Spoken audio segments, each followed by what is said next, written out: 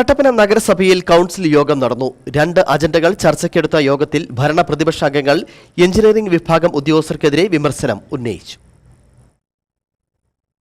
2 അജണ്ടകൾ മാത്രമാണ് നഗരസഭാ കൗൺസിലിൽ പരിഗണിച്ചത്.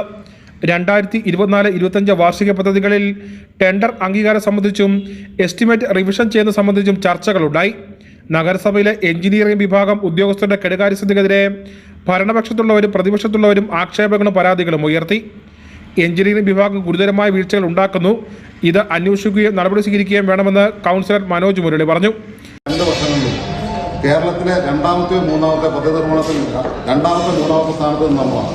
ഇപ്പോൾ 85ാം സ്ഥാനത്തേക്ക് പോയി. നമുക്ക് എമാരുണ്ട്, ഓവർസിമാരുണ്ട്, ദിവസവേതനത്തിന് ആവശ്യം കൂടുതൽ സ്റ്റാഫുണ്ട്. ഇവരൊക്കെ എന്ത് പണിയാണ് ചെയ്യുന്നത്? 2-3 സ്റ്റാഫിനെ വെച്ച് എഞ്ചിനീയറിംഗ് സെക്ഷനിൽ നന്നായി ജോലി ചെയ്തുകൊണ്ടിരുന്ന മുനിസിപ്പാലിറ്റിയാണ്. ഇത്തരത്തിലുള്ള വീഴ്ച വരുന്നത് ആരുടെ ഉത്തരവാദിത്വം? അതിനെക്കുറിച്ച് അന്വേഷണം വേണ്ടേ? അനുമതി കിട്ടിയ പല പദ്ധതികളുടെയും കാലാവധി അവസാനിക്കുകയാണ്. എന്നാൽ ഉദ്യോഗസ്ഥരുടെ അനാവസ്ഥ മൂലം ടെൻഡർ നടപടി പോലും ചെയ്തിട്ടില്ല എന്ന് കൗൺസിലർ ധന്യ അനിൽ പറഞ്ഞു. 42 കോടിയിലധികം രൂപ ചിലവഴിക്കാതെ എഞ്ചിനീയറിംഗ് വിഭാഗത്തിൽ കെട്ടിക്കിടക്കുകയാണ്. ഇത് നഷ്ടമാകുന്ന സ്ഥിതിയാണ്.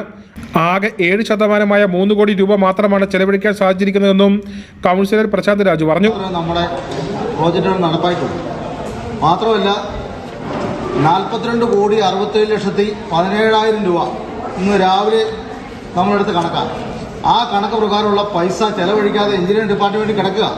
ഇവിടെ ഇരിക്കുന്ന ഏതെങ്കിലും കൗൺസിലർമാർ അറിയുന്നുണ്ടോ? 3 കോടി രൂപ മാത്രമേ ചെലവാക്കിയിട്ടുള്ളൂ എഞ്ചിനീയറിംഗ് ഡിപ്പാർട്ട്മെന്റ്. 2024-25 സാമ്പത്തിക വർഷത്തെ പദ്ധതികൾ പോലും പൂർത്തീകരിക്കാൻ സാധിച്ചിട്ടില്ല എന്ന കൗൺസിലർ തങ്കച്ചമ്പുരയുടെ ആക്ഷേപമുയർത്തി. ഈ ഭരണസമിതി തീരുന്നതിന് മുമ്പേ തീർക്കണമെന്നും പറഞ്ഞുകൊണ്ടാണ് നമ്മളിപ്പോൾ വളരെ ധൃതി പിടിച്ച ഓരോ കാര്യങ്ങൾ ചെയ്യുന്നത്. എന്നാൽ 24-25 വർഷത്തെ പോലും പൂർത്തിയാകാതെ ഇപ്പോൾ എൻ്റെ ടെൻഡർ വരാത്തതുണ്ട്. അപ്പം ഇങ്ങനെ പോയാൽ നമ്മൾ ഈ പദ്ധതികളൊക്കെ സമയബന്ധിതമായിട്ട് എങ്ങനെ പൂർത്തീകരിക്കും? ഭരണകക്ഷി അംഗങ്ങളും പ്രതിപക്ഷ അംഗങ്ങളും ഗുരുതരമായ ആരോപണങ്ങളാണ് എഞ്ചിനീയറിംഗ് വിഭാഗത്തിന് നേരെ ഉന്നയിച്ചത്. ഈ സ്ഥിതിഗതികൾ നഗരസഭയുടെ വികസന പ്രവർത്തനങ്ങൾക്ക് തന്നെ വിലങ്ങുതടി സൃഷ്ടിക്കും.